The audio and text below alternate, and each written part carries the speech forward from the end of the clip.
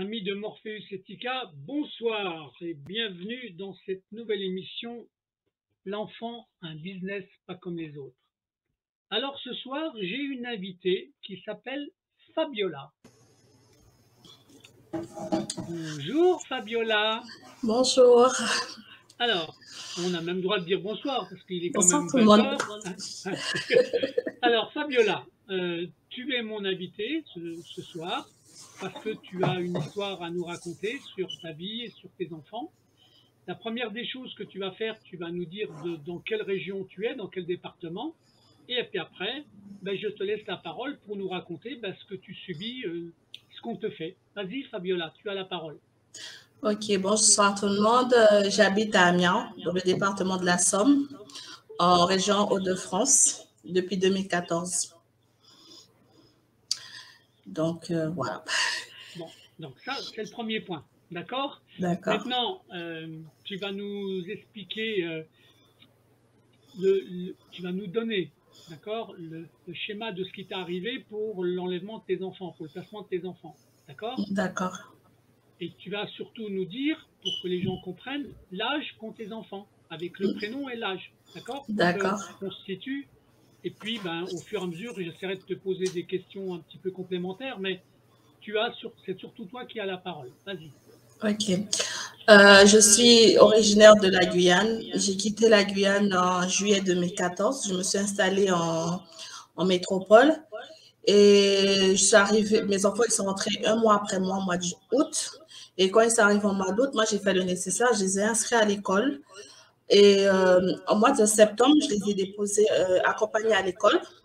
Et vers 10h, 11h, j'ai reçu la visite de la PMI qui me dit qu'ils ont eu l'information que je viens de m'installer dans la ville et que je suis célibataire et qu'ils ont un programme pour accompagner les mères célibataires sur Amiens. Moi, je leur ai dit non, j'en ai pas besoin parce que j'ai mes 4 enfants et je sais m'occuper. Du coup, ces visites ont commencé à être tout le temps, je disais non, je refusais, je dis mais j'en ai pas besoin. Avec mes recherches, j'ai trouvé un médecin traitant, donc j'avais le médecin traitant qui s'occupait de mes enfants. Ensuite, début octobre, mon fils à l'époque qui était bébé, a fait une infection pulmonaire. La PMI se sont permis, Madame Flandre, elle s'est permis de se rendre à l'hôpital pour avoir des renseignements. Comment se fait-il que mon fils est tombé malade? Et tandis que mon fils, il avait une infection pulmonaire due au changement climatique et le traitement qui n'était pas efficace. Ensuite, elle est venue chez moi. Quand mon fils est sorti de l'hôpital, elle a continué. J'ai dit, mais madame, moi, je vous ai dit, je ne veux pas de vous. Pourquoi vous vous harcelez comme ça? Mon enfant, ça arrive que les enfants tombent malades. Ah non, c'est un programme que la mairesse d'Amiens a mis en place. Et il faut adhérer. J'ai dit, madame, je ne vais pas adhérer parce que moi, je peux m'occuper de mes enfants. Voilà. Donc, du coup, elle avait lâché un peu la laisse. Et ensuite, moi, j'ai commencé à travailler à Paris. Donc, je faisais les va-et-vient. Et j'avais hébergé en premier temps ma cousine au domicile. Donc, derrière mon dos, il venait rencontrer ma cousine pour, soi-disant dit, pour sa fille. Elle s'est fait avoir. Moi, j'ai dit à ma cousine, ce que tu fais là, moi, je ne suis pas d'accord, tu n'es pas chez toi. Donc, tu n'as pas à faire rentrer des gens chez moi. Du coup, ils utilisaient ma cousine et moi, ils prenaient dans mes paroles pour aller dire à ma cousine le contraire de ce que je disais. Du coup, on a eu un conflit. J'ai dit à ma cousine, on ne peut pas continuer comme ça, sors de chez moi. Donc, de là, comme j'ai mis ma cousine dehors, donc, ils ne pouvaient plus avoir accès à ce qui se passait chez moi. Donc, moi, mon contrat, il s'était arrêté. Donc, j'ai vu avec le Pôle emploi, j'ai commencé à toucher l'ARE. Donc, j'ai dit, bon, j'ai 1 an de ARE, donc je peux me permettre de m'asseoir pour m'occuper de mes enfants. Et de là, mon petit frère a fugué. Mais je suis après, mon petit frère a fugué de chez ma soeur. On l'a recherché pendant un mois. Pendant un mois, ma soeur l'a cherché, elle n'a trouvé pas. Quand tu dis il a fugué de chez ton frère, il habitait où? Au début, mon petit frère, il habitait chez ma soeur à Creil, dans le 60. Il habitait chez ma grande soeur à Creil. Et il a fugué. Et du coup, ma mère, on était fous en train de le chercher, on ne le trouvait pas. Pendant un mois, on l'a cherché. Et une personne qui connaissait ma mère, elle l'a croisé. Et appelle ma mère, elle dit à ma mère, mon petit frère, il est SDF, il faut voir son état, comment il est et tout. Ma mère même m'appelle, On l'a hospitalisé pour voir s'il va bien et tout. Et quand il est sorti de l'hôpital, je suis partie le chercher. Je l'ai mis à la maison. Je l'ai aidé à trouver une formation. Il était en formation à Beauvais. Donc, il partait Quel âge il avait, ton frère, là? Quel âge il avait? C'est 21 ans, 22 ans à peu près. D'accord, d'accord. Non, il était adulte en fait. Voilà, c'était un adulte. Et du coup, ma mère m'a dit de le prendre pour le remettre sur les pieds, sur les rails, pour qu'il puisse s'en sortir. Effectivement, mon petit frère, il avait repris le poil de la bête, il allait en formation, il touchait son argent de formation, il partait le dimanche soir, il revenait le vendredi. Et moi, je partais le vendredi soir et je revenais le dimanche soir. Ça veut dire qu'on ne se croisait pas du tout. On ne se croisait pas. Et mon petit frère, il avait bien pris et tout et tout. Et un jour, il me dit, Fabiola, il y a des dames qui viennent me poser des questions sur toi. J'ai dit, mais non, tu n'as pas à répondre. Et un jour, j'ai dit, bon, je vais faire un peu le ménage. J'ai fait le ménage et j'ai découvert que mon petit frère se shootait. Donc, je lui ai dit de sortir de chez moi. Il est sorti de chez moi, mais il m'a tout cassé. Il a cassé tous mes meubles, tout ce que j'avais à la maison. J'ai appelé la police. La police est venue. Moi, je suis partie aux urgences. Et mon petit frère est parti avec les policiers. Quand je suis arrivée à l'hôpital, il m'avait fait un œil au beurre noir, mais vraiment, il m'avait vraiment boxé parce qu'il n'acceptait pas que je le mette dehors. Je lui ai dit, mais je ne peux pas t'accepter chez moi parce que tu deals et tu te shootes. Imaginons mes enfants trouvent quelque chose, après c'est sur moi que ça tombe. Donc, sors de chez moi. Il n'a pas accepté. Je comprends ça, je comprends le risque en fait. Voilà. Et il n'a pas accepté, il m'a tout cassé, il a ouvert la fenêtre, il a balancé les trucs par la fenêtre, les jeux des enfants, tout. Et quand je suis arrivée à l'hôpital a téléphoné l'ASE pour qu'ils puissent me trouver une place en foyer mère pour pouvoir me protéger de mon petit frère. L'ASE a répondu au docteur qu'ils n'ont pas de place et ils sont surbookés. Ça, c'était en octobre 2016. Donc, OK, donc je suis sortie, au bout de 2 jours, je suis sortie. Entre-temps, mes enfants étaient chez la voisine. Ma mère, elle a fait le déplacement de la Guyane, elle est rentrée pour pouvoir prendre le relais avec les enfants, pour m'aider avec les enfants. Du coup, ça allait. Mon petit frère, depuis, je ne savais pas où il était. Depuis octobre 2016, je ne savais pas où il était, rien. Je n'avais aucune nouvelle de lui. Et ensuite, le 6 juin 2017, je reçois la visite de Mme Biendiné qui me dit, oui, je suis chargée de contrôle auprès de la juge, auprès du tribunal. On a reçu une plainte contre vous et il faut discuter. J'ai dit, mais madame, on n'avait pas rendez-vous. Elle dit, oui, même si vous n'avez pas rendez-vous, mais il faut qu'on parle. J'ai dit, mais madame, je ne peux pas parler avec vous parce que je sortais de l'ascenseur, je vois quelqu'un qui fouille dans les boîtes aux lettres pour chercher mon nom. J'ai dit, madame, vous cherchez quoi? Oui, je cherche madame Plaisir Fabiola. J'ai dit, mais c'est moi. J'ai dit, qu'est-ce qui se passe? Oui, on a rendez-vous. Je dis, non, on n'a pas rendez-vous. J'ai ouvert ma boîte aux lettres. J'ai dit, regardez, il n'y a pas de courrier. Et là, je dois partir pour faire mon échographie de deuxième trimestre. Donc là, je ne peux pas vous recevoir. Ce n'est pas possible. Elle m'a dit, ah, vous ne voulez pas me recevoir? Je dis, madame, je n'ai pas de rendez-vous avec vous. Donc, je ne peux pas vous recevoir de 1. De 2, l'échographie, je suis obligée de le faire parce que j'avais eu la varicelle. Donc, le docteur veut voir si la varicelle a eu un impact sur mon bébé. J'ai des prises de sang, j'ai des examens à faire aujourd'hui. Je ne peux pas vous recevoir. En quelle langue je dois vous dire? Et la dame a dit, ah, comme je refuse de la recevoir, elle sera obligée de faire remonter à la juge et il se peut que mes enfants soient placés. Je dis, mes enfants vont être placés pourquoi en fait? Ça, Fabiola, ce que tu es en train de dire, ça s'appelle du chantage, ce qu'ils t'ont fait. J'espère que tu as déposé plainte contre elle. J'ai pas eu la chance de déposer plainte. L'erreur que j'ai faite, j'aurais dû le faire. Et donc, j'ai dit, madame, je ne peux pas. Et j'étais avec mon 4e enfant à l'époque qui avait 3 ans, 3 mois. Il était avec moi parce que sa maîtresse était absente ce jour-là. Du coup, j'ai dit, bon, c'est pas grave, je vais à l'hôpital avec eux, vu que ça ne dérange pas les médecins. Donc, je suis partie. Et le 7, je n'ai pas pensé à aller porter plainte contre elle, je n'ai pas pensé. Le 8, mais tu peux nous rappeler son nom et son prénom à cette dame-là? Tu l'as, hein? C'est Madame Biendiné Anne-Sophie. Elle travaillait à l'UDAF 80. Et du coup, j'ai dit, OK, il n'y a pas de souci. Moi, c'est sorti de ma tête, je m'occupais de mes enfants, je les emmenais à l'école. Et le 8, je suis partie faire une prise de sang pour contrôler l'injection qu'on m'avait donnée contre la varicelle. Parce que quand on a la varicelle qu'on est enceinte, le médecin m'a expliqué, quand une femme est enceinte, elle attrape la varicelle, ça peut provoquer le zonage chez l'enfant dès l'utérus. Donc, on m'a donné une injection et il fallait contrôler si l'injection avait fonctionné ou pas. Donc, moi, je dépose mes enfants à l'école tranquillement. Je prends mon bus, j'y vais. Et après, vers 11h30, midi, mon fils, il m'appelle en pleurs, maman, il y a la police et 3 dames devant la maison. Je dis, comment ça, une dame, la police, je ne comprends pas. Il dit, oui, maman, fais vite, viens. Mon fils, à l'époque, il avait 12 ans. Yarik, c'est l'aîné. Et il a fini l'école à 10h30, à 10h, au lieu de rester traîné dans les rues, il est rentré à la maison et en rentrant, il entend sonner, il ouvre la porte et tout. La dame lui dit, il faut qu'il rentre. Il a dit non, ma maman m'a dit de ne pas laisser des inconnus rentrer à la maison. Donc, il a fait, il a pris le téléphone fixe, il m'appelle, il me dit, maman, viens vite, il y a un problème.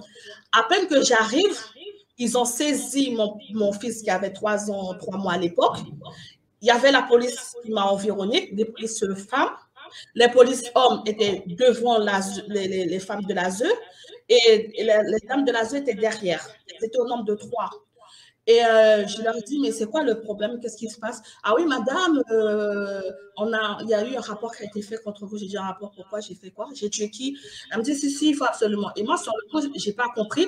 J'ai ouvert ma porte. Au moment où j'ouvre la porte, ils essaient de pousser pour entrer. J'ai dit, vous ne rentrez pas chez moi. Donnez-moi un document qui dit que vous rentrez chez moi. Donc, j'ai claqué la porte sur eux. Je me suis accroupie. Et je suis restée, j'ai dit, mais qu'est-ce qui se passe et tout. Et puis je dis, Yarik, il est où Jean-Fabrice et Talena? Maman, je ne sais pas. J'ai dit, OK. Donc, je me relève, je prends mes chaussures pour aller chercher Jean-Fabrice et Talena. Le moment que j'ouvre la porte, ils sont rentrés. Ils ont été dans les chambres, ils ont pris les sacs, les valises, ils ont pris les vêtements des enfants, les carnets de santé, ils ont tout pris des enfants, ils ne m'ont rien laissé voir. Après, ils disent à Yarik qu'il faut qu'il parte. Yarik a dit, je ne pars pas, je ne laisse pas ma mère tout seule. Oui, il faut partir. Ils ont insisté pendant 30 minutes. Yarik a dit, moi, je ne pars pas. J'ai 12 ans, je connais ma mère, elle n'est pas ça, je ne veux pas partir. Il hurlait, il a dit, je ne veux pas partir. Et au moment où je descendais, il me dit, madame, vous allez où? Je dis, c'est pas votre problème. Je descends les escaliers. Et le policier qui se met devant moi, qui me dit, non, vous n'avez pas le droit de partir. Si vous partez, vous risquez d'être en garde à vue. J'ai dit, monsieur, vous vous rendez compte que je suis enceinte et que là, je dois aller chercher mes enfants.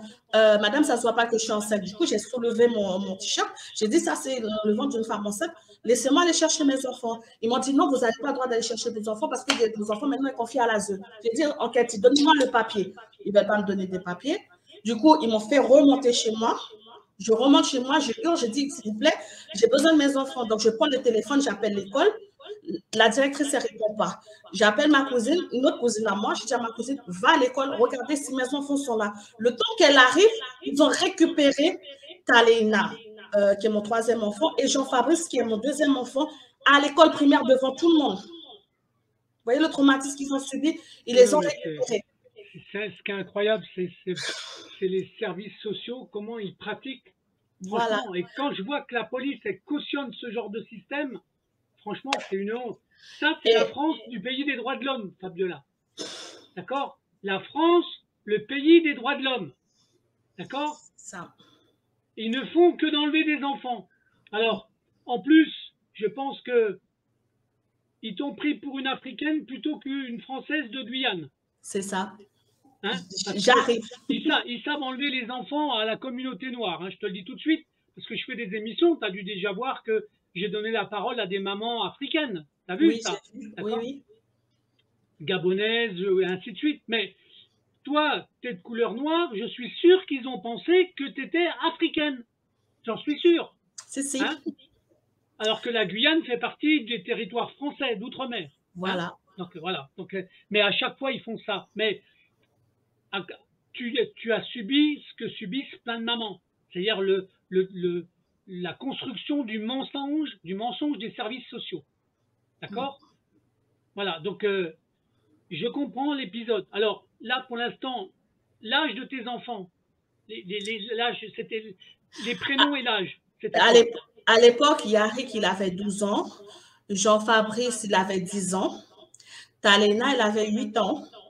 Et Kylan, il avait 3 ans, 3 mois. D'accord. Et là, ils ont été enlevés à cet âge-là, les 4? Oui, les 4 d'un seul coup.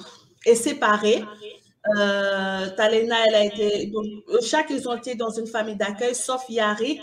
Comme il était un peu plus âgé, il a fait que 2 semaines en famille d'accueil et après, ils l'ont mis au foyer. Mais séparés. D'accord. Et est-ce que tu es passé devant le juge? Ben voilà, ça s'est passé le 8 juin 2017. Je précise, mes enfants devaient partir en Guyane pour les vacances le 21 juin. Donc, j'ai perdu leur billet d'avion par méchanceté, je dirais.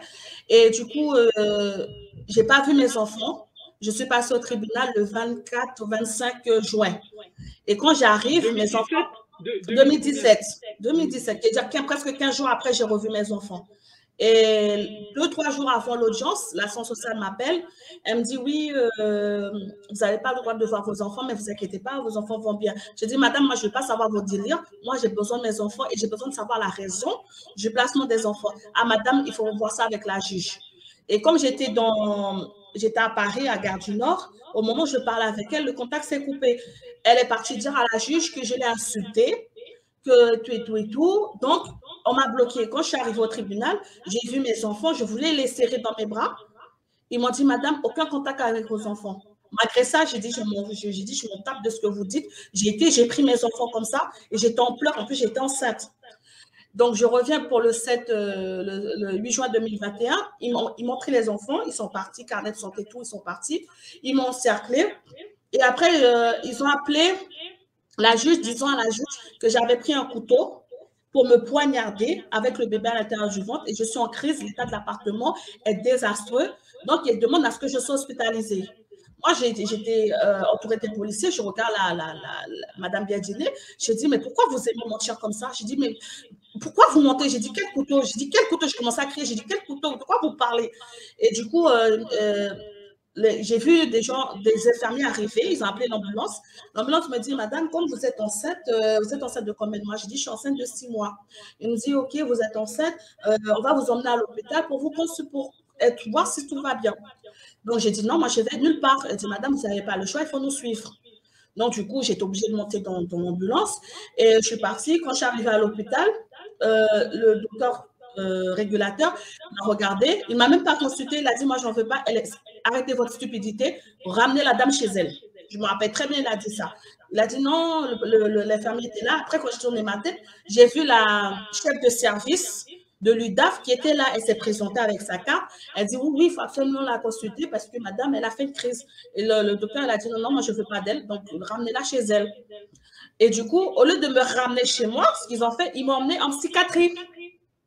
Oh putain, ils m'ont ramené. Voilà, alors ça, c'est pas la première à qui ça arrive, hein, tu vois. Donc ça, c'est pour ça que les témoignages sont très importants, pour montrer les pratiques qu'ils mettent en place, d'accord. Donc ils t'ont emmené en psychiatrie. Tu es resté en psychiatrie combien de temps? Je suis arrivée en psychiatrie, quand j'ai tourné ma tête, j'ai vu il était 19h. Ils m'ont installée là et après, l'infirmier m'a dit, madame, on revient. Je suis arrivée à 19h, j'ai vu une équipe qui m'a reçue pour me parler. Il était 4h30 du matin.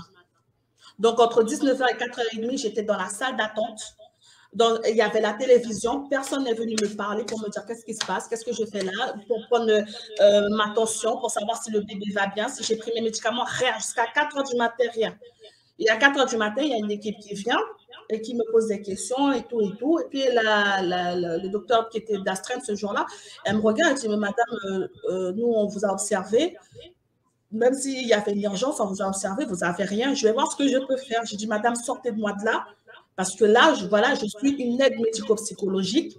J'ai travaillé avec les enfants en MEX. J'ai travaillé avec les enfants en situation de handicap. Donc, sortez-moi de là pour que je récupère mes enfants. Elle m'a dit, madame, je ne vous promets rien, on va voir ce qu'on peut faire.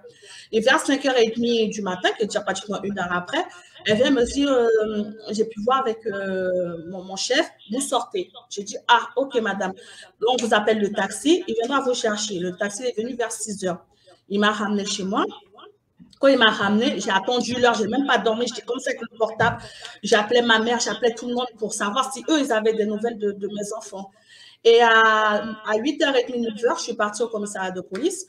J'ai dit, est-ce que je peux avoir la brigade des mineurs, parce que c'est eux que je sais qui a intervenu chez moi, de savoir pourquoi vous êtes venu chez moi, qu'est-ce qui se passe.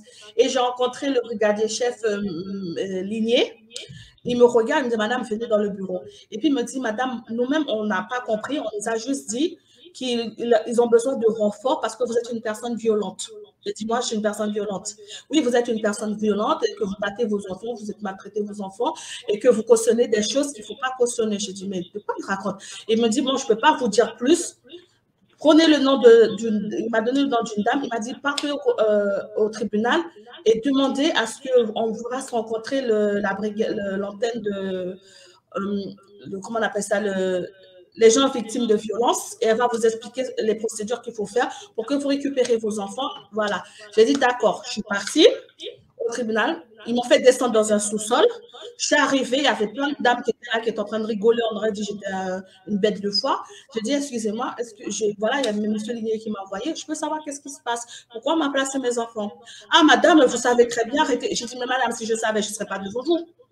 Et elle me dit, non, il faut attendre votre convocation, on ne peut rien faire pour vous, il faut attendre vos convocations. J'ai dit, mais madame, ce que vous faites là, c'est un crime. J'ai dit, mon fils, déjà, le petit, il a 3 ans, il prend toujours son biberon le soir. Le soir, il met ses couches, il a ses médicaments, il a ses affaires, tout est resté chez moi. Donc maintenant, mon enfant, il est rouge. Donnez-moi mon enfant. Non, madame, on ne peut rien vous dire, il faut attendre votre convocation. J'ai dit, OK. J'étais accompagnée d'une copine. On est remonté, ma copine m'a dit, laisse pas comme ça, va au tribunal des enfants. Je suis arrivée au tribunal des enfants, j'ai demandé à voir la juge des enfants. Elle me dit, non, je n'ai pas le droit de voir. J'ai dit, ben, je ne sors pas de là sans qu'elle ne me dise pas pourquoi elle m'a pris mes enfants. Je suis restée là au moins 45 minutes, 1 heure. La juge, elle n'est jamais sortie. Personne n'est sorti m'expliquer quoi que ce soit. Juste après, la secrétaire, elle me dit, madame, comme vous êtes enceinte, rentrez chez vous, on va vous téléphoner. Jamais, rien eu, il n'y a rien eu. Donc, après, la veille de l'audience, l'assistante sociale m'appelle pour me dire oui, que voilà. Et le lendemain, je me suis présentée au tribunal. J'arrive et la juge, elle me regarde, la première juge, parce que j'ai eu des juges dans cette affaire. La première juge, elle arrive, elle me dit, écoutez, madame, je suis dans l'obligation, comme vous êtes enceinte, de prolonger le placement de vos enfants, de confirmer le placement provisoire pour 6 mois. Ça vous donnera le temps d'accoucher, de reprendre des forces et ensuite, on verra pour vous rendre vos enfants. J'ai dit, madame, ne me prenez pas pour une conne. Et madame Biedine était là, madame Lironda Pauline était là, madame, comment ça s'appelle, Rojda, elle était là aussi. Elle me regarde, elle dit, madame, est-ce qu'on peut parler? J'ai dit, mais vous foutez de la gueule du monde. J'ai dit, vous venez, vous me prenez mes enfants sans me poser de questions. Et après, vous dites qu'on veut parler. Oui, on peut comprendre ce que vous faites, mais c'était essentiel, c'était important parce que vous mettez vos enfants en danger. J'ai dit, madame, si vous ne voulez pas que je vous gifle, commencez à dégager devant moi, s'il vous plaît. Et du coup, je me suis tournée, j'ai repris mes enfants. Et la soeur venait, il tirait les enfants pour que les enfants ne me fassent pas de câlin. Vous voyez, les dames, elles prenaient les enfants. Surtout mon dernier, il était là, il me prenait, maman. Et elle tirait pour partir avec mon fils. Et moi, j'ai dit, mais Seigneur, je suis en train de vivre un cauchemar. Du coup, on m'a placé les enfants pour 6 mois. C'était en juin. En juillet, j'ai fait une... En juin 2017 En juin 2017. Donc, là, j'avais vu mes enfants. Après, j'ai fait une menace d'accouchement prématuré. J'ai dû être hospitalisée. Le docteur m'a dit, écoutez, on va vous hospitaliser pour vous protéger parce que là, si vous accouchez maintenant, c'est risqué et tout. Du coup, j'ai été hospitalisée. Personne ne m'a appelé pour quoi que ce soit. Je sors de l'hospitalisation. Je reçois le coup de fil d'un brigadier de police qui me dit, madame, vous êtes où? J'ai dit, je suis pourquoi? Elle me dit, non, parce qu'on veut savoir où vous vous trouvez pour pouvoir vous poser des questions. J'ai dit, mais là, je suis sur Amiens. Pourquoi? Est-ce que vous pouvez passer au poste? J'ai dit, oui, bien sûr, je n'ai rien à me reprocher. Je suis arrivée, j'ai dit, oui, j'étais à l'hôpital, je suis sortie, qu'est-ce qui se passe? À côté d'aujourd'hui, vous êtes en garde à vue. Je dis, en garde à vue, pourquoi? Il m'a dit, madame, j'arrive. Après, il est revenu. Une dame est venue, elle m'a pris les empreintes et tout. J'ai dit, mais monsieur, vous vous rendez compte, je suis enceinte, vous me mettez en garde à vue? J'ai dit, c'est une blague. Il me dit, oui, c'est sur ordonnance du juge. J'ai dit, quel juge? J'ai dit, quel juge? Je ne sais pas. Du coup, j'ai été en garde à vue. C'était le vendredi. Je suis sortie le lundi grâce à mon avocat. J'ai dit, moi, je ne parle pas. J'ai besoin de mon avocat. Ce qui fait que j'ai été libérée, c'est parce que les dates qu'ils avaient données au tribunal, moi, j'ai gardé les billets de train. Et comme j'ai travaillé, moi, j'ai donné les dates à mon avocat. J'ai dit à mon avocat, vérifiez tout ce qu'ils disent. Dans mon sac, il y a tous les billets de train. Chez moi encore, j'ai une pochette qui a tous les billets de train parce que je me faisais rembourser par le Pôle emploi. J'ai dit, ce qu'ils disent, ce n'est pas vrai. Et effectivement, mon avocat a fait le nécessaire. Je suis sortie le lundi, donc j'ai fait vendredi, samedi, dimanche sans prendre mes médicaments parce que je n'avais plus accès à récupérer mes affaires, rien. Donc, je suis sortie. Moi, je pensais que c'était réglé. Mois d'août, je ne vois pas mes enfants. Et le mois de septembre, j'ai tapé le poing sur la table, je suis partie à l'ASE, j'ai dit, moi, je veux voir mes enfants, je vais accoucher, j'ai besoin de voir mes enfants. C'était le 6 septembre 2017. Et ils m'ont dit, madame, vous allez accoucher où? J'ai dit, ça, ce n'est pas votre problème, j'ai besoin de voir mes enfants. Et le 9, ils m'ont appelé, ils m'ont dit, madame, on vous donne 30 minutes avec vos enfants. J'ai eu 30 minutes avec mes enfants, 30 minutes pour les voir. Finalement, je suis rentrée, j'étais en pleurs, j'arrivais plus à manger, je n'étais pas bien. Et le 10, mon docteur m'appelle, me dit, madame, vous avez un problème, vous avez des protéines dans les urines, il faut absolument qu'on vous hospitalise, sinon vous risquez de faire une prééclampsie et si vous n'êtes pas hospitalisé, c'est la mort directe. J'ai dit, d'accord, j'arrive. J'ai pris mes affaires, je suis remontée à Paris, parce que dès le placement de mes enfants, je ne restais plus chez moi comme ça, je n'arrivais plus à rester dans le logement, tellement mes enfants me manquaient. Et du coup, quand je suis montée à Paris, je suis remontée le lendemain, je suis remontée le 11. Et le 12, on me dit, madame, il faut qu'on vous fasse accoucher parce que votre fils est en détresse. En détresse. J'ai rien compris. Midi, je suis rentrée au bloc. Le seul truc que je me rappelais, j'ai dit, docteur, sauvez-moi. Et après, je ne peux plus rien. C'est après le dire du médecin, j'ai commencé à convulser. Donc, ils m'ont fait la césarienne vraiment en urgence, rapidement. Et mon accouchement s'est très mal passé parce que j'ai eu du sang qui a descendu dans mon utérus, donc j'ai failli perdre mon utérus et tout et tout. J'ai accouché le 12 septembre 2017. J'ai revu ma fille le 15 septembre 2017. Et à l'hôpital, ils ont voulu la placer. Ils ont voulu la placer. Et j'ai dit, mais pourquoi vous voulez placer ma fille? Elle a fait quoi? Oui, vous êtes incapable de vous occuper de votre... J'ai dit, l'enfant vient de naître. Quelle maltraitance qu'elle a subie? Quand j'ai compris ça, j'ai vu que l'infirmière, l'assistante sociale de l'hôpital rentrait dans ce qu'il ne regardait pas. J'ai dit, madame, soit je ressors de l'hôpital avec mon bébé, ou soit je vous colle un procès que vous n'êtes pas prête de l'oublier. Elle m'a dit, madame, non, ce n'est pas comme ça. Chance pour moi, le 19 septembre, mon gynécologue qui m'a accouchée est venu, il m'a dit, madame, qu'est-ce que vous faites là? J'ai dit, je ne sais pas. On m'a dit que ma fille a des problèmes. On m'a dit, mais même si votre fille a des problèmes, vous pouvez sortir et vous faites les va-et-vient pour venir voir votre fille. Donc, je ne comprends pas pourquoi vous êtes hospitalisée depuis ce jour. J'ai dit, je ne sais pas. Il a dit, il a signé. Au bout de 3 jours, je devais sortir. J'ai dit, mais moi, je suis là. Je vais voir ce que je peux faire, madame. Il m'a dit ça vers 10h, 11h. Et puis, à midi, on m'appelle, on me dit, madame, vous êtes sortante, mais sans l'enfant. Je dis, alors là, vous me connaissez très mal. Je suis partie voir le pédiatre, j'ai dit bonjour, est-ce que c'est possible de consulter ma fille parce que moi j'habite sur Amiens et j'ai accouché sur Paris, là j'ai besoin de rentrer et tout. Effectivement, l'hôpital, le gynécologue et le pédiatre m'ont aidé, je suis sortie avec ma fille. Donc comme eux, ils n'ont pas accepté que je sois sortie avec ma fille, je suis sortie le 19, le 20, ils m'ont téléphoné pour me dire que j'ai le droit de voir mes enfants pour faire une rencontre fratrie, pour qu'ils rencontrent leurs petits frères, leurs petites sœurs, tout ça. Donc, j'ai pu voir mes enfants rencontrer leur petite sœur. Et du coup, ça a été comme ça, c'est déclenché comme ça. Mais on sentait que l'assistante sociale, Madame Roujda, elle avait un peu d'empathie. Donc, elle a commencé à déclencher des droits de visite médiatisés. Après, elle a commencé à m'autoriser d'aller au restaurant avec les enfants. Donc, il y avait eu des choses qui commençaient à bouger pour moi. Franchement, Madame Roujda, elle avait fait des choses pour bouger. Madame Miranda aussi, elle faisait pour que je puisse avoir des aides pour ma fille. Parce que quand ils m'ont placé les enfants, j'avais droit à la CAF, mais je reversais de l'argent à l'ASE parce que mes enfants sont placés. Et ils ont fait un courrier à la CAF disant que mes enfants sont placés, qui fait que tout était rebouché. Et puis, comme ma fille a été reconnue par son père, pendant 6 mois, j'étais vraiment bloquée financièrement. Et le truc, c'est qu'on m'obligeait à chaque droit de visite à ramener des affaires pour les enfants. La rentrée scolaire de mes enfants, ils m'ont dit, Madame Leclerc m'a appelé, m'a dit, Madame Plaisir, si vous n'avez pas les enfants, vous aurez fait comment pour faire leur rentrée scolaire? Par enfant, j'ai dépensé 600 € pour faire leur rentrée scolaire. Ils n'étaient pas avec moi, ils étaient placés. Du coup, à chaque fois, je devais ramener. Donc, 4 enfants placés. Donc, je me retrouvais avec 4 sacs sur la poussette pour aller voir mes enfants. Avec une césarienne bien vive. Des fois, je revenais dans la neige, je faisais des hémorragies, mais je ne pouvais pas aller à l'hôpital parce que je n'avais personne pour garder ma fille. J'avais la peur si je la laisse avec une amie, tout, que la soeur vienne la récupérer. Du coup, je prenais mon mal en patience. Mais j'étais comme ça. Et après, ça a été. Je suis passée au tribunal en mois de décembre. Je me suis dit, ah, ouf, on va me rendre ma fille. J'arrive au tribunal, on me sort quoi? Oui, que les droits de visite se passent très mal parce que Kylan n'accepte pas la présence de Taïra, le bébé, la présence de Taïra Adassa parce qu'il fait des crises de jalousie, que madame ne peut pas gérer. Madame fait du favoritisme. Madame, si j'ai eu droit à tout. Je me suis tournée, j'ai regardé madame Rojda, je me suis dit, la femme que j'ai dans le bureau, qui vient chez moi, est-ce que c'est la même personne qui est assise dans le bureau? Parce que là, elle m'a décrit comme si j'étais la pire des mères. Et pourtant, dans le bureau ou des trucs comme ça, elle faisait des écrits, elle appelait la CAF et tout ça. Elle a débloqué des aides. Mais au tribunal, c'était une autre personne. Moi, je me suis dit, mais c'est quoi ces mensonges? Je la regarde.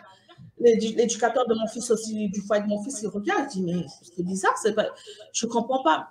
Et du coup, la juge, la toute première juge, elle a dit, madame, écoutez, vu les éléments que l'ASE nous a apportés, nous mettons le placement pour 1 an.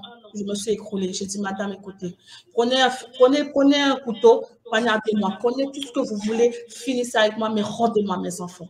Au moins, je vais mourir à côté d'eux. Non, madame, vous n'avez pas le droit et on vous fait des droits de visite un peu limités. On vous fait ci et ça. Et puis, madame Roger, elle a dit non, non, madame Plaisir peut très bien avoir ses enfants. Mais il faut TISF. Donc, on m'a collé une TISF qui s'est mal passé. On m'a collé une experte qui devait voir ma fille une fois par semaine. Ma fille, une fois elle allait, une fois elle n'allait pas. Les appels, j'avais droit à 2 appels par semaine. Le lundi et le vendredi, pas plus. Du coup, j'ai dit, bon, OK, les 1 an vont passer, je vais récupérer mes enfants. Donc, en 2018, j'arrive au tribunal, mais entre-temps, j'ai fait une formation pour occuper mon cerveau, pour ne plus trop penser et tout.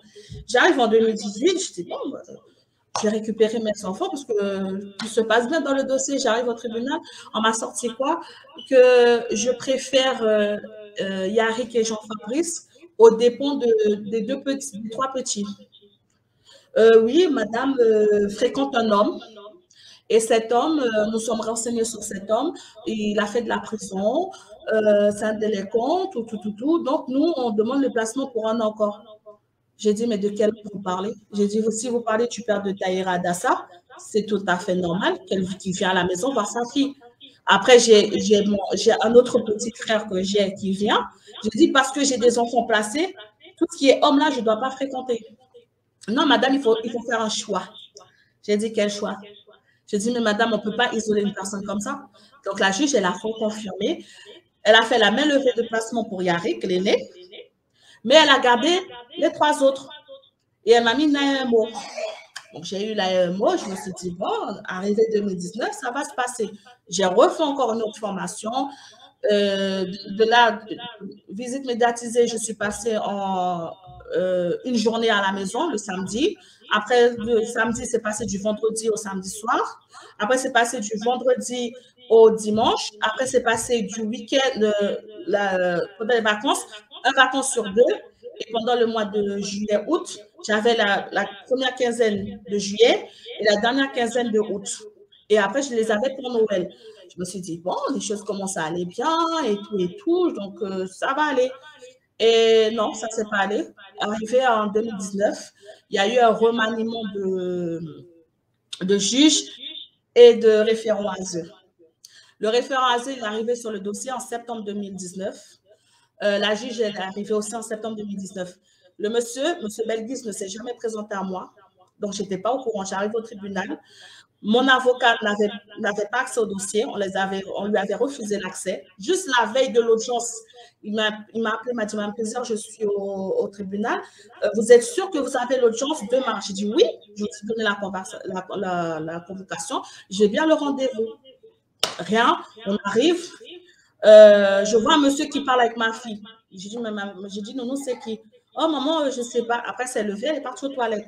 J'arrive au tribunal, c'est devant la juge que M. Belguis s'est dit, bonjour, je suis M. Belguis Michel, je suis le nouveau référent de vos enfants. J'ai dit, mais c'est comme ça on fait les choses. J'ai dit, vous êtes là depuis quand? Ah, je suis là depuis le mois de septembre. J'ai dit, mais septembre, octobre, novembre, décembre, c'est maintenant que vous vous présentez. J'ai dit, maintenant, si je vous avais insulté ou je vous avais giflé, la police serait venue m'arrêter inutilement. Ça s'est arrêté comme ça. Et du coup, monsieur est arrivé, très bon rapport, TISF, tout, c'est bon. Et puis, la juge, au moment de prendre sa décision, elle se tourne, elle regarde monsieur Belguis, elle dit, vous en pensez quoi, monsieur? Monsieur Belguis dit, comme il vient d'arriver sur le dossier, il n'a pas encore la mémise et tout. Il demande la levée du placement pour Jean-Fabrice, mais pas Talena et Kylan. J'ai regardé, j'ai dit, vous foutez de la gueule du monde. S'il y a un levé de placement, c'est pour tout le monde, c'est pas pour une partie d'enfants. Et l'autre partie, non, non, madame, c'est comme ça parce qu'on doit vous observer comment vous fonctionnez avec vos enfants. J'ai dit, Seigneur, c'est vraiment des manipulateurs. Hein. Franchement, ça me dégoûte, en fait. Ça me dégoûte. Du coup, ça s'est passé comme ça. Après, j'ai eu mes enfants tous les vacances de février, avant le confinement. Ça s'est bien passé, tout. Mois de mars, il y a eu le confinement. Donc, il fait que je n'ai pas vu mes enfants dès le confinement jusqu'au mois de juillet. Quand j'ai revu les enfants, j'ai retrouvé ma fille Talena dans un état lamentable. Les cheveux coupés jusque-là, pas entretenu, tout et tout, sale, Jean-Fabrice, Kylan, avec des lunettes qui part, je ne sais pas comment. Du coup, j'ai dit, bon, ok, il n'y a pas de souci, je prends mes enfants. Et quand ils m'ont repris les enfants, ça allait bien. Mais ma fille, elle a fait une crise. Elle a fait une première crise. Bon, on ne voit pas trop. Elle m'a arraché le papier peint. Elle s'est jetée par terre. Elle faisait des crises. Moi, j'ai appelé M. Belguis. Je lui ai dit, écoutez, je suis une travailleuse sociale, j'ai travaillé avec les enfants. Ma fille a fait des crises d'angoisse. Est-ce que c'est possible de l'inscrire pour le CMPP ou même d'appeler l'hôpital Pinel pour un suivi pour l'aider? Parce que je sais que pour l'absence qu'on ne s'est pas vu, je ne sais pas ce qu'on lui a dit, qu'est-ce qu'elle a pris comme médicament. Parce que ma fille, 2h, 3h du matin, elle hurle dans son sommeil. Ah, mais madame, c'est à vous de gérer, vous êtes mère de famille, c'est à vous de prendre les dispositions. J'ai dit, mais vous, c'est une blague. Il n'a rien fait, le monsieur. Au lieu de faire ça, il a fait quoi? Il a fait un écrit. Il a envoyé à la juge pour dire que oui, Madame Plaisir est compétente et on demande l'éloignement de Talena. Donc, je n'ai pas vu Talena de septembre à novembre 2020. Je n'ai pas vu Talena. J'avais que les garçons. J'avais que les garçons. Oui. Est-ce que tu entends, tu as un enfant qui pleure? Est-ce que tu l'entends ou pas? Oui, je l'entends. Attendez, j'arrive. Va lui faire un bisou. Va lui faire un bisou. Ok, j'arrive.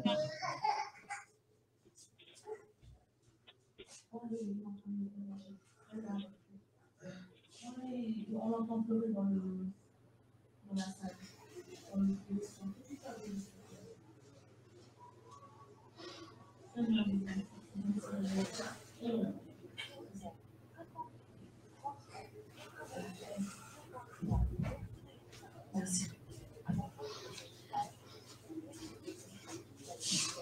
Voilà. Il cherchait sa tétine, excusez-moi. Bon, c'est pas grave. Tu continues. Alors, raconte la suite. Du coup, voilà, j'ai pas eu Talena et j'ai eu que les garçons. Mais ça se passait bien, Kylan venait à la maison. Après, Kylan a commencé à m'expliquer des choses qu'il subissait dans sa famille d'accueil. Du coup, j'ai appelé M. Belguis. J'ai dit à M. Belguis, je veux une audience avec la juge. Mais entre-temps, il ne savait pas que j'avais fait un écrit à la juge pour lui demander cette audience. La juge ne m'a jamais répondu. J'ai dit, je veux une audience avec la juge. J'ai même sollicité mon avocat qui demande une audience parce que les choses sont graves. Il me dit pourquoi? J'ai dit non, je ne vais pas vous révéler pourquoi. Il me dit, si vous ne me dites pas, je ne peux pas avoir. J'ai dit parce que Kylan m'a révélé qu'en famille d'accueil, on le frappe. On le fait se doucher avec de l'eau froide. Excusez-moi, l'enfant, c'est un bébé. Même s'il a l'âge, mais c'est un bébé. On ne fait pas ça à un enfant, je suis désolée. Ah non, votre enfant n'est pas un bébé. Vous êtes sûr qu'il vous a dit ça? Je dis, monsieur, Kylan m'a révélé des choses que j'ai besoin d'expliquer à la juge parce que là, c'est inadmissible. On peut pas. Mon enfant est en sécurité avec moi. On le prend, on le confie à des étrangers qui le maltraitent. J'ai dit, mais monsieur, à un moment donné, il faut arrêter. Il m'a dit, je vais voir ce que je peux faire. Je vous jure, dès le moment où j'ai parlé comme ça, monsieur Belguis est devenu un fantôme. Je ne l'ai plus jamais revu chez moi. Même appel, je l'appelle. Madame Plaisir, je vous rappelle, il est en rendez-vous, il est en sortie, il est en placement en urgence. Jamais j'ai eu M. Belguis. Dès le moment où j'ai parlé comme ça. Et lui, qu'est-ce qu'il a fait? Arrivé à l'audience en 2020, il ne s'est pas présenté à l'audience. Il a envoyé une nouvelle à son social qui venait d'arriver dans le service, qui dit, la dame, elle est arrivée, toutes les questions que la juge lui pose. Non, M. Belguis ne m'a pas référé. Non, non, ça, je ne sais pas. Non, non, non. M. Belguis, un fantôme. Du coup, la juge, elle a dit, bon, vu le rapport que j'ai eu, écoutez, Madame Plaisir, apparemment, vous battez Kylian, vous faites Kylian dormir à mal le sol, vous le laissez tout seul à la maison, vous partez avec les grands, vous avez fait rentrer une fourchette dans sa cuisse. J'ai dit, mais je regardais la juge, je dis, mais j'ai fait quoi? J'ai dit, je me suis tombée des nues. J'ai dit, mais c'est quoi cette connerie-là? La juge, elle m'a assommée, elle m'a assommée. J'ai dit, mais pourquoi M. Belguis n'est pas là? Parce que normalement, c'est lui le référent du dossier, c'est à lui d'être là. Pourquoi c'est. Je regarde l'avocat, je dis, vous êtes au courant de ça? Il me dit, non, non, vu que je n'ai pas accès au dossier. Je dis, mais c'est une blague. Et puis elle me dit, oui, bon, on va remettre le placement encore pour 1 an. J'ai hurlé, mais hurlé de toutes mes forces. Et puis j'ai dit, écoutez, Madame la juge, en mois de février, il y a le mariage de ma petite sœur. Je souhaite aller dans le mariage avec de ma petite sœur parce que mes enfants sont dans le cortège et ça fera du bien à mes enfants de voir un peu la famille. Parce que là, depuis 2017, il faut priver mes enfants. Voyez ça avec M. Belguis, moi, je ne m'occupe pas de cette partie. On s'est levé, on est parti. L'audience était le 16 décembre. OK, ça s'est passé comme ça. Le lendemain, j'ai appelé M. Belguis, fantôme. J'ai envoyé des courriers, fantôme. J'ai envoyé des mails, fantôme. Il ne répondait jamais. Je me suis déplacée, j'ai envoyé des SMS. J'ai même vu rencontrer Mme Leclerc. Je lui ai dit, Madame, écoutez, moi, j'ai vraiment besoin de... Du coup, ça n'allait pas. Je suis partie voir Mme Deluge, je crois. J'ai dit, Madame, la juge m'a dit que pour l'autorisation pour monter en région parisienne pour le mariage de ma petite sœur, je devais voir avec M. Belguis, vu que c'est lui le référent du dossier. Donc, s'il vous plaît, j'ai les documents qui prouvent que je dois aller au mariage de ma petite sœur. Je fais comment? Parce que moi, comme il y a le couvre-feu, tout ça, moi, je n'ai pas envie d'arriver à Paris et quelque chose se passe et que je me prends plein la gueule. Donnez les documents, je vais lui remettre. J'ai dit non, je dois lui remettre en main propre. Non, non, ben, mettez dans la boîte aux lettres et mettez dans sa bannette. J'ai dit non, je vais lui remettre dans sa main propre. Ah ben, madame, toutes les solutions que je vous donne, vous ne voulez pas. Alors, débrouillez-vous. Elle s'est tournée, elle est partie. Donc, moi, je suis repartie avec mes courriers. J'appelle M. Belguis, rien. J'appelle M. Belguis, rien. Et comme j'organisais l'organisation pour le mariage, je cherchais un chauffeur, comme je n'ai pas le permis. J'ai cherché un chauffeur pour pouvoir conduire la voiture de location que ma soeur avait fait pour moi. Donc, mes enfants, vous savez, les enfants, ça part. Mes enfants disent, oui, on va au mariage avec maman et tout. Il y a tonton un tel qui sera là. Vous savez, M. Belguis, dès qu'il a entendu tonton un tel, c'est fini. Tonton Jean sera là. M. Belguis m'appelle. Le mariage devait se faire le 30 janvier. Le 29 janvier à 14h30, il m'appelle. En inconnu. J'ai même failli ne pas répondre au téléphone. Il me dit, bonjour Madame Plaisir. J'ai dit, ah, bonjour Monsieur le fantôme. Que se passe-t-il? Oui, j'ai eu le retour de l'ASE. Il est hors de la juge, il est hors de question que vous quittez le territoire Somme avec votre enfant. Donc, du coup, si vous bougez, c'est la prison. J'ai dit, ah bon? J'ai dit, mais monsieur, il est midi. Moi, j'avais demandé mes enfants pour 8h30 pour avoir le temps de partir, nous installer, tout ça. Là, il est midi. Pourquoi 14h midi? Je ne comprends pas, en fait. Pourquoi c'est maintenant que vous m'appelez pour me dire ça?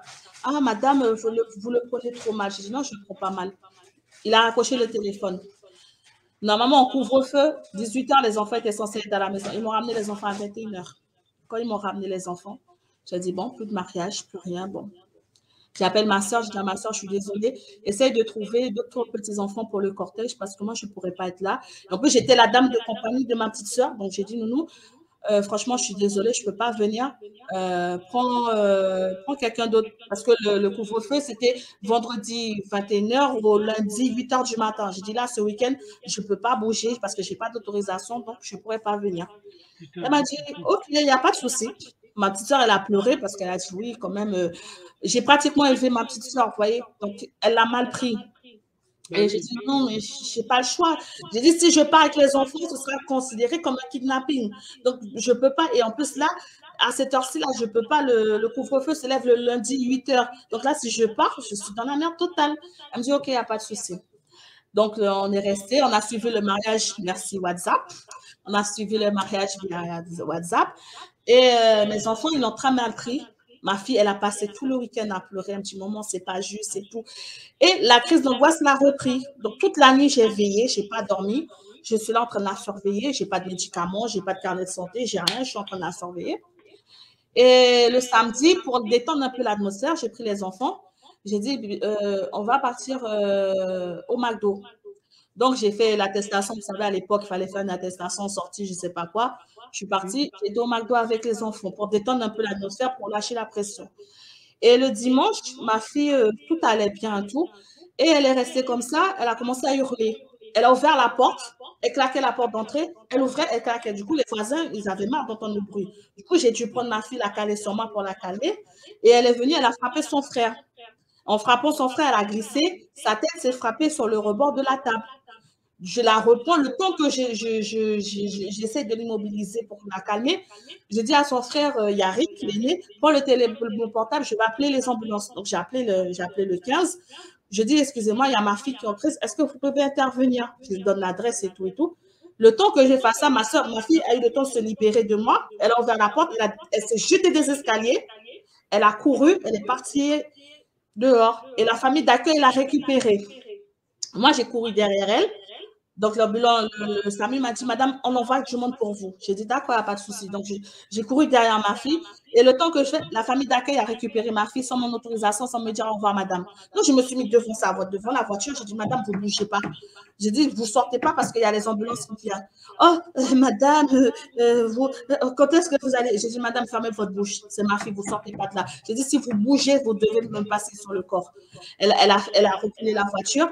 Elle est passée à côté. Je me suis mis à côté. Tous les trucs, à un moment donné, c'est les voisins qui sont venus qui m'ont dit non, Fabiola, attends. Et on entendait l'ambulance. Le temps que je tourne ma tête, la dame, elle a même failli écraser ma voisine. Elle est partie en toute vitesse avec ma fille. J'ai pris le téléphone, j'ai laissé un message à M. Belguise pour lui expliquer la situation.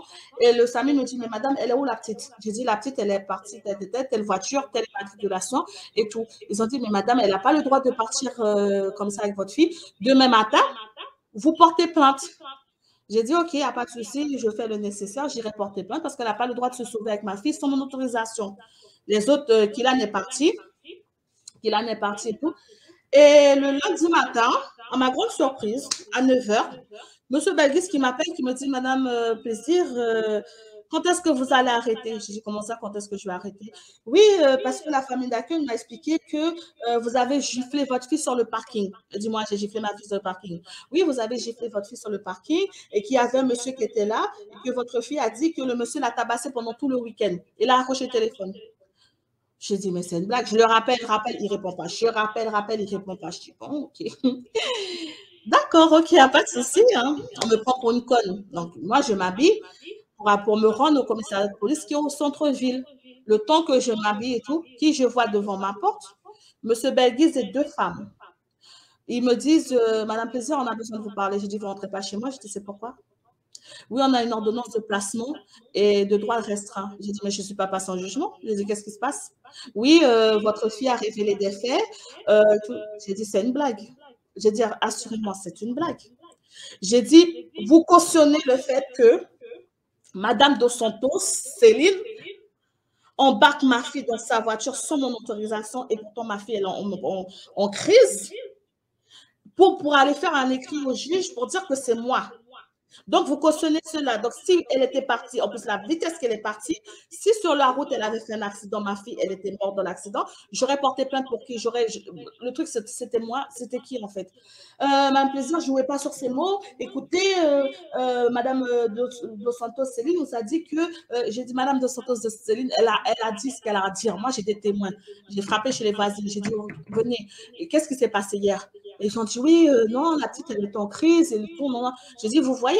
Ah non, elle a même dit que vous avez pris le balai, vous l'avez frappé avec. J'ai dit, le coup qu'elle a au niveau du visage, c'est au moment où elle tapait son frère, elle a glissé, sa tête s'est mise sur le recoin du truc. J'ai dit, ça se voit que c'est une marque volontaire. J'ai dit, vous prenez pour qui? Ah, madame, vous battez votre fille, elle l'a fait voir un médecin. J'ai dit, je veux le dossier médical de ma fille. Ah non, vous n'avez pas le droit. Et donc, voilà, à partir d'aujourd'hui, en plus, c'est qui ce Jean, j'ai dit, quel Jean? Oui, mais apparemment, j'ai dit, monsieur, avec qui je passe mes nuits, ne vous regarde pas. Maintenant, je vais à la porte, j'ai dit, dégagez de chez moi, s'il vous plaît. Comment ça Je dis, bah oui, il faut dégager chez moi. Parce que donnez-moi un document qui dit ça. Il me dit, vous allez recevoir le document. J'ai dit, ça, c'est votre problème. Moi, ce n'est pas mes affaires. Et il est parti. Et ensuite, c'était le 1er février. Le 16 février, je suis passée à l'audience. J'arrive à l'audience. Les choses qui ont été dites sur moi. Quand je suis arrivée, ils m'ont vu venir. Ils ont pris les enfants. Ils ont remis aux policiers. Les policiers sont partis avec mes enfants. J'ai demandé pourquoi. J'ai dit, pourquoi vous faites ça? J'ai pas droit. Madame, vous êtes une personne dangereuse et toxique. J'ai dit, moi. J'ai dit, OK. La dangereuse et toxique, elle est très calme. Je suis restée. Mon avocate me dit, madame, restez calme. J'arrive dans la salle. À peine que j'arrive, on a commencé à dire oui, que Jean-Fabrice a dit que chez moi, il n'y a pas de nourriture, que mon frigidaire, il est en panne, que ça fait un mois, qu'il va au collège sans manger. J'étais là, je regardais. Après, ma fille a été brûlée à l'école. Elle a été brûlée, ma Taïra, la petite, elle a été brûlée à l'école par une ATSEM. Le directeur de son école a fait le nécessaire, a renvoyé l'ATSEM et a téléphoné le tribunal pour venir. Il a envoyé les documents pour faxer. Il a tout faxé. Il a fait déplacer le médecin qui était à côté, le médecin de ville, pour constater les faits. Tout est écrit dans le carnet de santé de Taïra. Tout, et on m'a donné les médicaments. On m'a dit, madame, voilà, j'arrive au tribunal. Qu'est-ce qu'on me sort? J'ai volontairement brûlé Taïra avec de l'huile chaude. Que Taïra, je ne l'emmène pas à l'école, je la séquestre. Que Taïra et tout. J'ai dit, mais Seigneur, qu'est-ce que c'est ça, Seigneur? J'ai dit, je suis dans un cauchemar. Mon avocat, même qui tient ma main pour me calmer. J'ai dit, mais je suis là, j'ai dit, Seigneur, je vais me réveiller, je vais me réveiller de ce cauchemar. J'ai dit, je demande de l'aide pour ma fille qui fait des crises d'angoisse parce qu'elle a subi aussi des violences dans sa famille d'accueil de la part de Madame Dubois Eva, qui la faisait dormir à mal de sol, qui avait pris le ciseau, qui lui avait coupé les cheveux. Ça, j'avais eu gain de cause.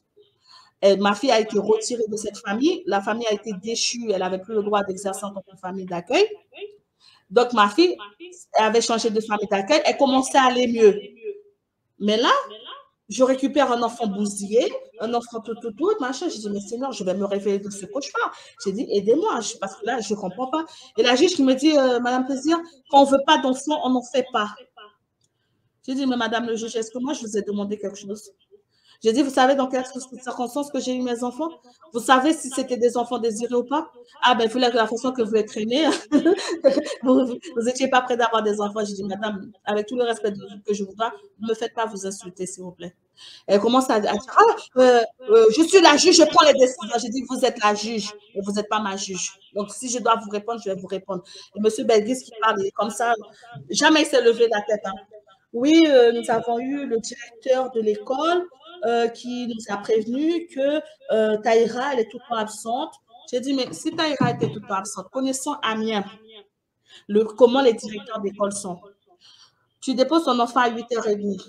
À 9h30, tu t'appelles, madame, pourquoi votre fille n'est pas à l'école? Est-ce que vous pouvez me ramener un certificat de scolarité? Donc, si ma fille elle est souvent absente, je sais qu'au bout de 3 appels, ils appellent directement l'ASE ou la PMI pour venir faire un constat parce que ça s'est fait avec les voisines que j'ai. Donc là, ma fille n'a jamais rien eu. J'ai dit, OK, il n'y a pas de souci. Ils ont commencé à parler. Je me suis énervée. J'ai dit, je ne peux pas rester là. J'ai pris mon sac. J'ai dit, madame le juge, bonne journée. Maître, bonne journée. Je suis partie. Au moment où j'ouvrais la porte, la juge me dit, vous sortez de la salle, c'est 3 ans de prison, c'est 75 000 € d'amende. Je me suis retournée, j'ai dit, madame le juge, avec tout le respect que je vous dois, ça fait depuis 2017 que je suis dans une prison à ciel ouvert. Donc, vous croyez que ça va faire une différence entre une prison à ciel ouvert et fermée? Pour moi, c'est pareil. La seule chose qui manque, c'est qu'au moins à ciel fermé, j'ai le toit, donc je peux regarder, m'admirer dans le toit, et j'ai les barreaux. Là, je suis en liberté, mais je souffre parce que vous me faites du chantage avec mes enfants, vous m'interdisez de voir mes enfants. Il y a toujours quelque chose là. Maintenant, c'est quoi le problème? Pourquoi vous me placez mes enfants? Oui, vous avez refait les passeports, les pièces d'identité de vos enfants sans notre autorisation. J'ai dit, madame, j'ai refait les pièces d'identité de mes enfants. Avant de le faire, je suis venue au tribunal, j'ai demandé à rencontrer un juriste. Le juriste m'a dit, madame, vous n'êtes pas déchu de l'autorité parentale.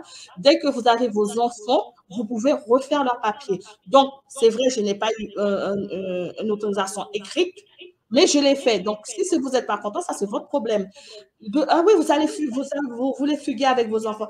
J'ai dit, madame, comme vous, au début de la procédure en 2017, vous avez marqué Madame Plaisir Fabiola, date de naissance, lieu de naissance, Kinshasa. Donc, vous croyez que moi, tous les Noirs de France sont tous africains. J'ai dit, vous avez oublié la France noire. Cette France que vous rejetez comme bon vous semble. Quand il faut passer les vacances, le premier endroit où vous partez, c'est là-bas. Vous rentrez en Guyane, vous partez en Martinique, en Guadeloupe. Vous connaissez cette France? J'ai dit, moi, je suis originaire de cette France. J'ai dit, mes enfants sont originaires de cette France. Je ne suis pas une africaine. Je suis une afro-descendante. Donc, si vous n'êtes pas content, allez voir mes ancêtres, on va régler ça. J'ai dit, vous voulez me mettre en prison? Allez-y. J'ai ouvert la porte, je suis sortie. J'ai claqué la porte, je suis partie. J'ai vu personne. Personne ne m'a rien dit. J'ai continué ma vie comme si rien n'était. Et le 27 février, M. Belguise a été chercher Jean Fabrice. Je veux dire, quand je suis partie, moi, je ne sais pas qu'est-ce qu'ils ont décidé, qu'est-ce qu'ils n'ont pas décidé. Mon avocat, il a jeté les ponts. Il ne m'a pas appelé pour me dire ce qui avait été décidé. Je l'appelle pour lui demander. On me dit oui, ne vous inquiétez pas. La secrétaire me dit oui, il va vous rappeler. Mon avocat ne m'a jamais rappelé pour me dire quoi que ce soit. Donc, moi, je me suis dit, s'il y avait quelque chose de grave, l'avocat m'aurait expliqué. Je ne sais pas, en fait. Et le 26 février, j'étais partie à la fac. J'ai ma mère qui m'appelle en pleurant. Elle me dit, Fabiola, reviens. Je dis, reviens, pourquoi? Elle me dit, non, il y a M. Belguise à la maison. Il est venu chercher Jean Fabrice. Je dis, comment ça, il est venu chercher Jean Fabrice? Il me dit, oui, Jean Fabrice est replacé. Il a dit, mais pourquoi il est replacé? Je ne comprends pas. Ah non, je ne sais pas, il faut venir. Le temps que j'arrive, j'ai trouvé ma mère dehors avec 2 valises. J'ai dit, maman, qu'est-ce que tu fais dehors? Elle me dit, oui, M. Belguise m'a dit qu'on ne t'a pas donné de logement pour héberger la misère de la France chez toi. Donc, je ne peux pas rentrer chez toi. J'ai dit, ma mère, c'est une blague. Qui t'a mis dehors? J'ai dit, mais maman, c'est moi qui ai eu mon logement. J'ai dit, quand j'ai eu mon logement, je travaillais à une maison de retraite à Chaville, dans le 92. Je touchais 1 900 € par mois. C'est avec mes fiches de paie que j'ai eu ce logement ici, là. D'accord? Donc, M. Belguise, appelle, il ne répond pas. Appelle, il ne répond pas. Du coup, j'ai dit, mon maman, rentre à la maison. Oh non, je ne rentre pas. Il a dit que s'il revient, il me trouve dans le logement, ça risque de chauffer, il risque de placer Taïra. J'ai dit, qu'est-ce que Taïra vient faire dans l'histoire? J'ai dit, Taïra, elle n'a rien à voir dans l'histoire. Elle me dit, oui, c'est ce qu'il a dit et tout. Mon fils, mon aîné, il était là ce jour-là. Il a dit, oui, maman, c'est ce que M. Belguise a dit, je te jure, c'est ce qu'il a dit. J'ai dit, d'accord. Du coup, il s'est arrêté. Je n'arrive pas à joindre M. Belguise. Après, j'ai eu des vacances. J'ai pris ma Taïra et Yarik, je suis partie à Paris, passer un moment avec ma petite soeur, ma mère, tout ça, parce que ma tête éclatait. Monsieur Belguise, il est venu chez moi pendant mon absence. Il sonne, ben, je ne suis pas là, il n'y a personne à la maison, c'est des vacances. Je ne sais pas, en fait. Et le 1er mars, je reviens avec les enfants parce que le 2 mars, j'avais un partiel blanc à passer. Donc, je suis revenue et quand je reviens, et j'entends sonner à ma porte. J'ouvre la porte. Bonjour, madame. J'ai dit oui, c'est pourquoi? Est-ce qu'on peut voir Taïra? Elle a dit Taïra pour faire quoi? Elle vous a fait quoi? Oui, il faut absolument qu'on voit Taïra. J'ai dit non, vous n'allez pas voir Taïra. J'ai dit, elle a fait quoi, Taïra? Ah non, on est là pour la protéger. Elle dit, ben, madame, vous allez protéger les enfants des Roumains, les enfants là qui traînent dans les rues à 3-4 heures du matin. Ce n'est pas mes enfants que vous allez protéger. J'ai refermé la porte. Je me suis habillée. Je suis partie en cours. En revenant à 15h, 16h, je trouve qui? Je trouve les mêmes dames du matin chez moi. J'ai dit, madame, qu'est-ce qui se passe? Elle est où, Taïra? J'ai dit, je ne vous dirai pas où se trouve Taïra. Ah oui, il faut absolument. Elle peut prendre le téléphone. Je m'entends dire, oui, madame Plaisir refuse d'obtempérer. Intervenez. J'entends la personne qui dit, intervenez. Je dis, intervenez où? Je dis, vous ne rentrez pas chez moi. Le policier me dit, madame, on n'a pas le choix, ouvrez. J'ouvre. Ils ont fouillé tout mon appartement, les placards, tout, ils ont tout fouillé, les toilettes, sous les lits, tout, ils ont tout fouillé. Et puis ils me disent, Madame Plaisir, c'est dans l'essentiel que vous devez nous dire où se trouve Taïra. Je dis, je ne vous dirai pas où se trouve Taïra. Je dis non, j'ai aucune envie de vous dire où elle se trouve. Laissez ma fille tranquille, elle ne vous a rien fait. Ah non, mais madame, on doit la protéger de vous parce que vous êtes toxique. J'ai dit, votre tête ressemble à toxique. Je me suis retenue, excusez-moi. Yarik était dans la chambre. Il n'avait pas cours ce jour-là. Et du coup, j'ai dit, mais Seigneur, qu'est-ce qui se passe? Et puis, il me dit, ils vont frapper à la porte de Yarik. Ils disent à Yarik, tu sais, pour le bien de ta petite soeur, tu ne veux pas nous dire où elle est? Yarik, il dit, non, je n'ai pas envie. Non, tu ne regardes pas ta maman. Tu ne regardes pas ta maman dans les yeux. faut nous dire où se trouve Tahira parce que c'est important. Et toi, il faut que tu parles avec lui. Elle a dit, non, non, moi, je vais nulle part. J'aurai bientôt 18 ans, je vais nulle part, j'ai ma main levée, je vais nulle part. Elle est où Tahira? Non, Tahira, je ne sais pas. Ils sont partis chez moi. Ils ont appelé toutes les écoles pour savoir dans quelle école était scolarisée Tahira. Quand ils ont su dans quelle école était scolarisée, ils sont partis chercher ma fille, âgée de 3 ans et 9 mois, avec 2 voitures de police, laser au milieu. Le temps que j'arrive, le temps que j'aille dans l'école, ils ont pris Tahira, ils sont partis, ils l'ont mis dans la voiture de la ZEU. Moi, je suis là en train de frapper la porte, en train de regarder ma fille tirer parce qu'ils avaient bloqué les portes. Je suis là en train de frapper pour faire sortir ma fille. Ils ont démarré, ils sont partis. Je n'ai pas vu Tahira depuis du 2 mars 2021 jusqu'en octobre 2021. Je n'ai pas vu Tahira. Je n'avais pas le droit de la voir, de m'approcher de rien. Ni Kylan, aucun de mes enfants. Ils m'ont dit que si je parlais avec, j'essayais de rentrer en contact avec mes enfants, c'était la prison directe. J'ai dit, Roman, mettez-moi en prison. Au moins, je sais pourquoi je suis en prison. Parce que là, je ne sais pas. Ce qui est incroyable, c'est le chantage que tu as subi, Fabiola. C'est ça. Ton témoignage, il va être important, je te le dis tout de suite. Hein. Donc là, il faut faire attention parce qu'on arrive déjà à l'heure, d'accord? Mais là, ce que je voulais dire, c'est tout ce que tu as dit aujourd'hui dans ton témoignage, c'est d'une importance incroyable. La manipulation, les mensonges, la manière de faire. Et tu ne fais que confirmer ce qu'ils font à d'autres personnes, d'accord? Donc là, on est dans la finalité, parce qu'il faudrait qu'on arrive à la fin, là. Même si on doit refaire un autre épisode un peu plus tard, c'est pas grave, d'accord? Pour l'instant, si tu avais une conclusion à faire sur ton témoignage d'aujourd'hui, tu dirais quoi exactement? Je dirais que la ZEU, il regroupe trop les parents sur le même profil. Moi, je suis une travailleuse sociale, je suis une aide médico-psychologique, je suis une aide-soignante. Je prends en charge mes enfants. Ce n'est pas parce qu'une mère est une célibataire, est tout seule, qu'il faut venir lui retirer les enfants.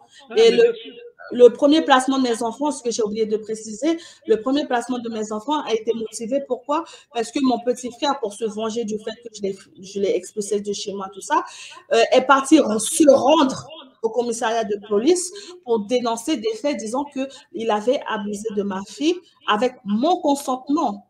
Même le policier, quand je l'ai rencontré, après j'ai cherché à voir le policier, il m'a dit, madame, en 15 ans de carrière, c'est la première fois que je vois un violeur venir se dénoncer au commissariat de police. Donc, ils n'ont même pas mené d'enquête pour savoir si c'est vrai ou ils n'ont même pas attendu la conclusion de l'enquête de mon petit frère, rien du tout. Ils sont venus, ils m'ont pris mes enfants, ils sont partis avec. Et mon petit frère, son dossier, selon les dires du policier que j'ai eu à faire, il m'a dit que mon petit frère n'a pas pu être jugé parce qu'il a été diagnostiqué par les spécialistes, les psychiatres de l'hôpital de Abbeville comme schizophrène avec des bouffées délirantes assez sévères. Donc, comment une personne schizophrène qui a été diagnostiquée par un collège, un expert psychiatre, puisse être utilisée contre une mère? Après, pour là, parce que j'ai fait refaire les passeports de mes enfants, j'ai voulu aller au mariage avec les enfants, j'ai voulu refaire ma vie, j'ai voulu avoir des contacts masculins. On vient, on me prend mes enfants et on m'interdit de me voir mes enfants. Depuis, j'ai des droits restreints. Je n'ai pas le droit de voir mes enfants, je n'ai pas le droit de les appeler. J'ai droit à rien, même pas de Noël, pas de Nouvel An, rien. En 2023, là, c'est la situation que tu as en ce moment? Oui, j'ai des droits restreints. Et la juge, je suis passée au tribunal là, le 5 janvier. Elle a mis le placement de mes enfants jusqu'au 31 juillet 2024 avec des droits restreints et ni sous tutelle. Alors là, c'est vraiment dramatique. J'espère que ton témoignage d'aujourd'hui, d'accord, une fois que je vais t'envoyer les liens, que tu pourras les envoyer au juge, les envoyer au procureur, les envoyer au préfet. D'accord? Parce que là, ils sont dans des abus de droit, mais invraisemblables. Invraisemblables. Et je trouve que ton témoignage d'aujourd'hui, il est explicite. Tu as fait des résumés qui étaient importants. Et ce qui m'ennuie, c'est que tu ne fais que confirmer ce que disent plein de mamans qui subissent la même chose que toi, en fait. Tu vois? Donc, alors, là, je sais que la prochaine séance que tu as du juridique, c'est quoi? Donc, tu es obligé d'attendre le mois de juillet de l'année prochaine? Pour la juge des enfants, c'est fin de mesure 31 juillet 2024 avec un passage en septembre 2024. Mais j'ai fait appel de la décision. Mon avocate et moi, on s'est bagarré depuis le mois de janvier avec la cour d'appel pour avoir une date. Donc là, j'ai une audience le 7 décembre 2023 auprès de la cour d'appel. D'accord. Bon, alors écoute bien ce qu'on va faire. Si jamais il y a des conséquences qui sont importantes au niveau de la cour d'appel après le 7 décembre, si on doit refaire une émission tous les deux, on en refera une. D'accord? Hein? Je te redonnerai la parole. Pour l'instant, je trouve que tu as fait un résumé de ton histoire qui est bonne, avec tous les mensonges que tu as subis, la manipulation, et je pense que ton témoignage va servir aussi les autres mamans. D'accord? Hein? Donc là, ce que je vais faire, je vais envoyer le générique de fin, parce qu'on on a dépassé l'heure, d'accord? Donc j'essaie de rester sur un format qui est à peu près le même. Mais en tout cas, Fabiola, je reste à ta disposition et je reste à ton service si tu as besoin de refaire un autre témoignage après la prochaine séance juridique. D'accord? Ok. Je vais juste préciser un peu pour finir. J'ai eu un 6e enfant entre-temps, j'ai caché ma grossesse. Mon fils, il a 18 mois. L'ASE interdit mon fils de rencontrer, mon bébé de rencontrer ses frères et sœurs parce qu'ils disent que sa présence risque de perturber le développement et l'évolution de Kylian et Taïra. Donc là, depuis 18 mois, mon petit frère, les photos, j'avais envoyé les photos du bébé. L'ASE les a réquisitionnées, disant que les enfants ne peuvent pas encore rencontrer leur petit frère parce que c'est encore trop tôt. Donc, il veut dire, là, j'ai un bébé de 18 mois qui ne connaît pas ses frères et sœurs. Moi, je parle de lui parce que j'ai les photos de mes enfants. Je dis, voilà, ça c'est Kylian, c'est Taïra et tout. Mais il ne les connaît pas. L'enfant, il est là, il est élevé, je m'occupe de lui, mais il ne connaît pas ses petits frères. Et quand je demande à l'ASE, ils me disent que je suis psychologiquement instable, donc il est hors de question que je m'approche de mes enfants. Je suis psychologiquement instable. Ils m'ont mis sur tutelle. Depuis là, le mois de novembre va faire un an que je suis sous tutelle, ça fait un an depuis que je suis sur tutelle. Non seulement je suis tutelle, qui dit mon propre argent n'est pas géré, je ne gère pas mes enfants, je n'ai pas vu de curatelle, je n'ai rien vu, j'ai vu personne, on m'a mis sur tutelle. Et mon bébé, il est privé de ses frères et sœurs. Donc ça, c'est pas une fille. C'est une abomination, en fait. Tu vois, donc les services sociaux sont destructeurs de la vie de famille, en fait. C'est ça. C'est un constat qui est incroyable et tu viens de le faire, là. D'accord? Hein? C'est ça. Bon, en tout cas, la seule chose que je sais, c'est que je sens que tu aimes tes enfants. D'accord? Et ça, pour moi, c'est la partie la plus importante qu'une maman aime ses enfants. D'accord? Ils sont toute ma vie. J'envoie le générique de fin, Fabiola, et puis on reste en contact. D'accord? Hein? D'accord, ça marche. Je t'enverrai les liens de mise en ligne dès demain matin. D'accord? Ok, ça marche. Je te rappelle que ce genre de témoignage, il est sur YouTube, il se retrouve sur Chrome Bunker et il se retrouve sur VK. D'accord? D'accord. Ils ne peuvent pas empêcher la diffusion et le partage que les gens font, ni les commentaires que les gens y font. D'accord? Ok. Je vais te faire une bise, Fabiola? Oui. Bien sûr. Ok.